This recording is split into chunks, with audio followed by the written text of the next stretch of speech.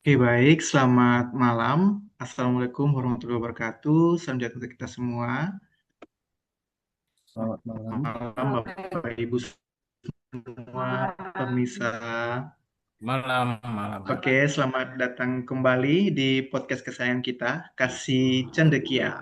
Bersama saya, Pieter Pamahu, yang akan menjadi moderator kita saat ini. Nah, pemirsa semua, pada episode kita di kali ini, kita akan membahas salah satu isu strategis kontemporer yang mungkin dapat dibilang sangat hangat, yaitu terkait dengan penggunaan artificial intelligence atau yang sering kita sebut AI untuk mendukung perkembangan semua. Coba kita bayangkan bahwa ketika teknologi yang dulu hanya ada di film fiksi, eh, kini dapat menjadi asisten pribadi mahasiswa khusus ke-21.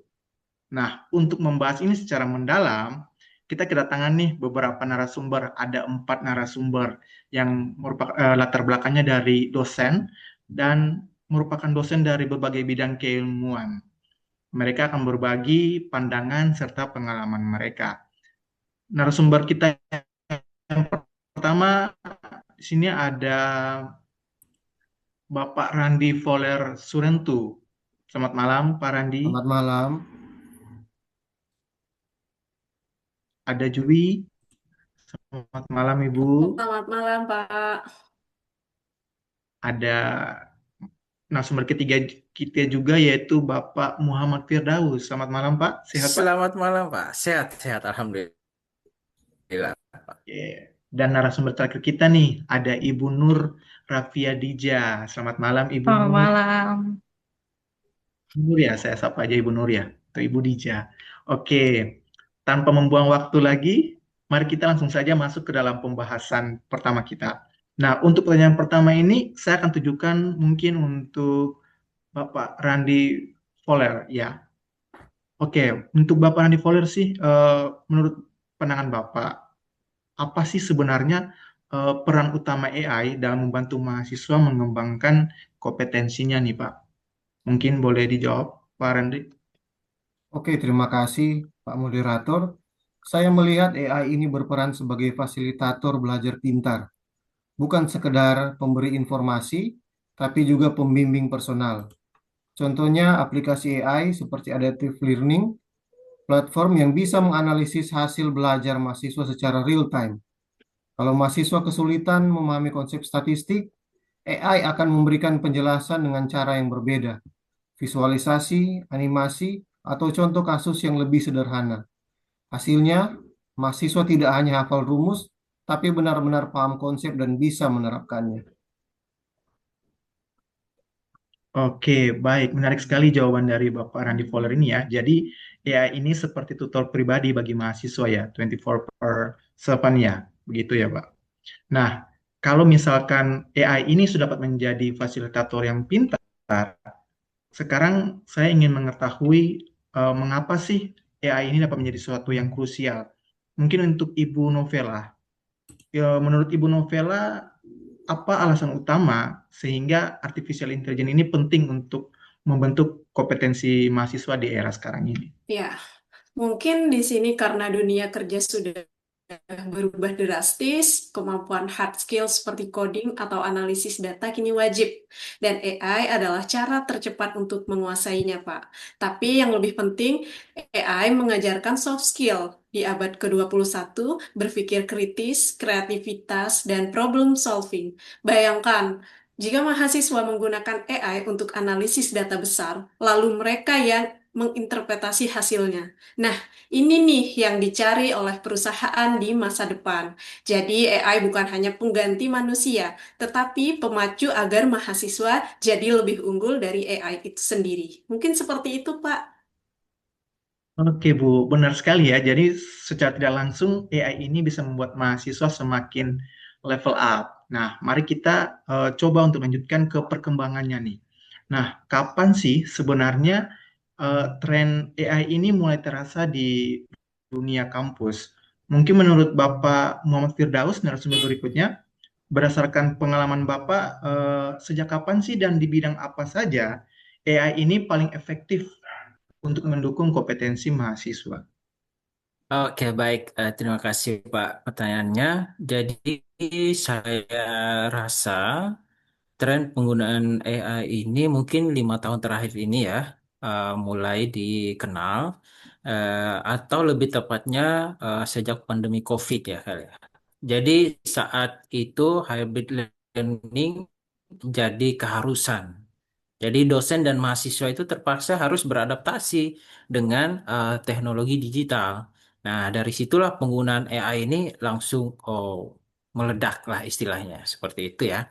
Nah, kini penerapan dari AI ini tuh semakin luas ya. Tidak hanya di mata kuliah yang berbasis teknologi, tetapi juga di berbagai bidang keilmuan lainnya sudah merambat semua nih.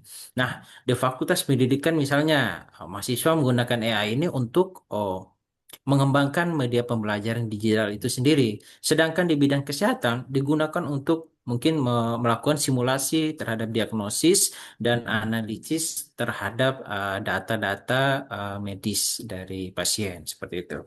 Nah, jadi penerapan AI ini yang efektif tidak hanya bergantung pada bidangnya sih sebenarnya, tetapi pada bagaimana dosen dan mahasiswa itu memanfaatkannya secara kreatif dan terintegrasi dalam proses pembelajaran seperti itu sih Pak. Dan yang paling penting, AI itu berguna kalau kita pakai sebagai partner belajar ya, bukan sebagai jalan pintas. Sekali lagi, kalau cuma buat hanya copy paste seperti itu, jadi kompetensinya mahasiswa itu tidak bakal naik. Tapi kalau dipakai buat berpikir kritis, nah itu baru akan kelihatan dampaknya buat mahasiswa. Mungkin itu jawaban dari saya, Pak. Oke, bagus sekali ya jawaban dari Pak Firdaus ini. Jadi yang paling ditekankan itu ketika penggunaan AI itu sesuai dengan arahnya dan fungsinya ya. Jadi dijadikan sebagai teman belajar, bukan sebagai jalan pintas. Tetap kita pertahankan Sip. etika daripada penggunaan AI sendiri. Nah, mungkin untuk sekarang pertanyaan berikutnya untuk Ibu Nurafia. Menurut Ibu, siapa yang paling berperan sekaligus paling terdampak dalam ekosistem AI ini untuk pengembangan kompetensi mahasiswa?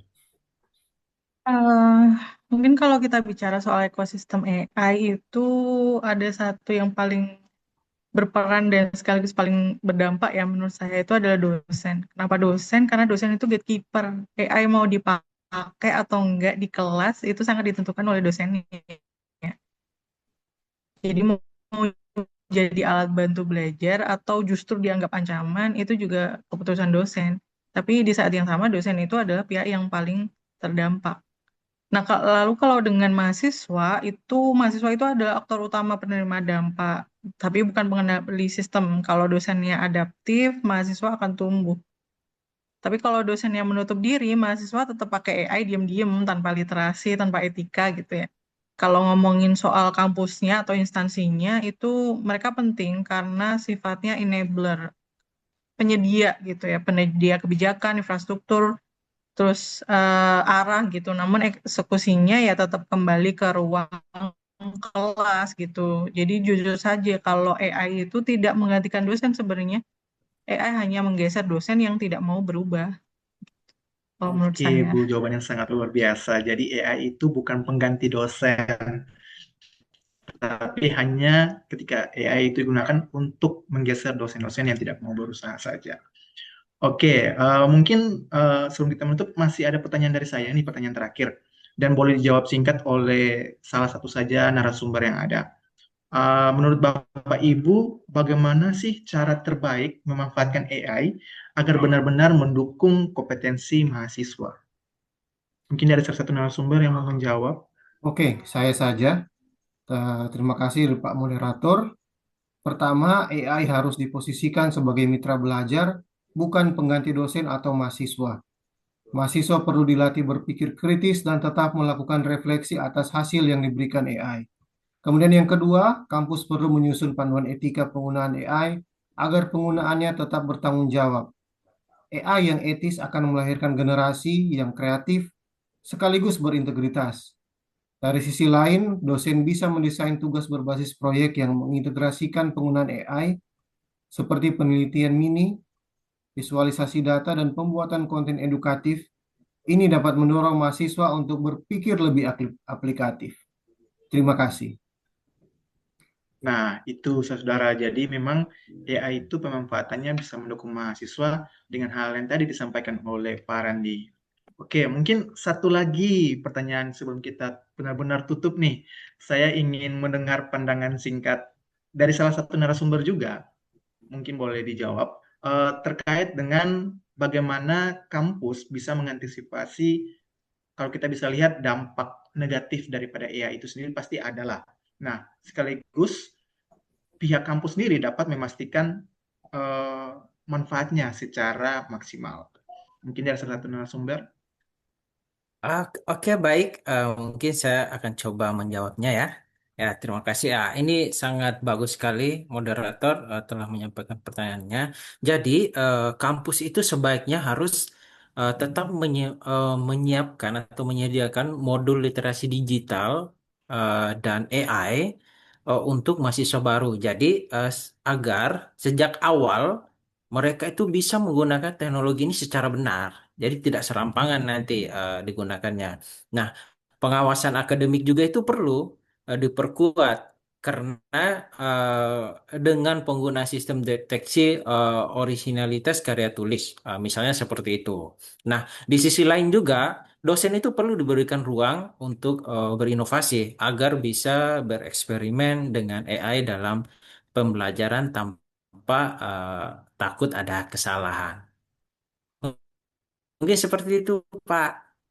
Oke, Pak Muhammad Firdaus. Eh, Mungkin Bapak Ibu, pemirsa semua, pertanyaan-pertanyaan kita sudah bisa, saya harap sudah bisa sangat terjawab ya oleh jawaban-jawaban daripada para narasumber yang hadir dan hebat di malam hari ini. Terima kasih kepada para narasumber yang sungguh luar biasa membagikan pandangan dan pengalaman Bapak Ibu untuk menambah wawasan kita semua. Nah, Bapak Ibu pemirsa semua, hari ini kita telah belajar bahwa AI itu bukanlah sebagai sebuah ancaman, melainkan sebagai kita dapat sebut sebagai suatu sekutu strategis untuk mencetak mahasiswa-mahasiswa yang kompeten, kreatif, dan berkarakter. Nah, semoga podcast ini dapat memicu aksi nyata di kampus kita masing-masing, sivitas akademika kita di mana kita berada, sehingga tetap semangat untuk terus belajar cerdas memanfaatkan AI yang tersedia. Oke, sampai jumpa lagi di episode berikutnya dalam podcast Kasih Cendekia. Saya Piat Pemahu, tetap semangat belajar dan jadilah pribadi cerdas di era digital. Selamat malam. Oke. Selamat malam. Selamat malam.